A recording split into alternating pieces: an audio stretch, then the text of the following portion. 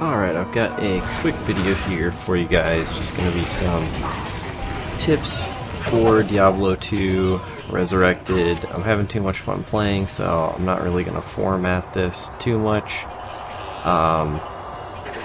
Starting off, if you find a gym, shrine, and you have a gem, it will level up that gem that's in your inventory. If you do not have any gems in your inventory, it will just give you a random chipped gem. If you have multiple gems in your inventory, drop the ones that you don't want it to level up and just keep one in your inventory, otherwise it's random.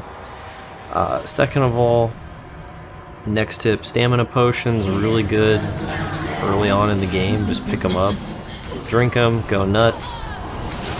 This is me farming Countess. When you get to Act 2, maybe take a little break, do some Countess runs so you can get the starting runes you need.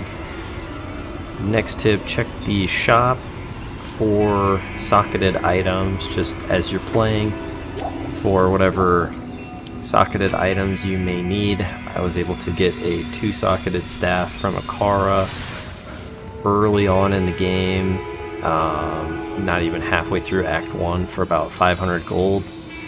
And then I was able to find a 2-socketed leather armor just a couple runs after this one, a couple Countess runs after this one, so I just got my stealth and my leaf for my elemental druid in hardcore. And also in the process of doing this, I found out you can't make a rune word inside the shared stash. So if you're trying to do that and it's not working, that's why. I don't know if it'll work inside the personal stash. I didn't try that, but it was not working in the shared stash. But once I put the items in my inventory, I was able to go ahead and make it. Also in hardcore, don't try and just blaze ahead through the game. It's definitely worth it to stop and farm a little bit so that you can outpace the game in terms of your power. I would definitely recommend that. Check the shops for magic items that you might need, like boots with move speed, that kind of thing. Save your imbu from Charcy until later in the game, very, very late in the game, because the reward is based off your character level. So if you're high level, it's going to be a whole lot better, and usually you're going to want to use those on class specific items. That'll give you the best chance at getting something good. Also, hanging on to stat points is also beneficial, especially in hardcore. I would just recommend putting your points into vitality, and really only vitality, for the first many levels, and only really level up any other stat points if you need it for the gear. Maybe hang on to 10 to 20 stat points. Just don't spend them, just hang on to them and see if you need them for any gear later on.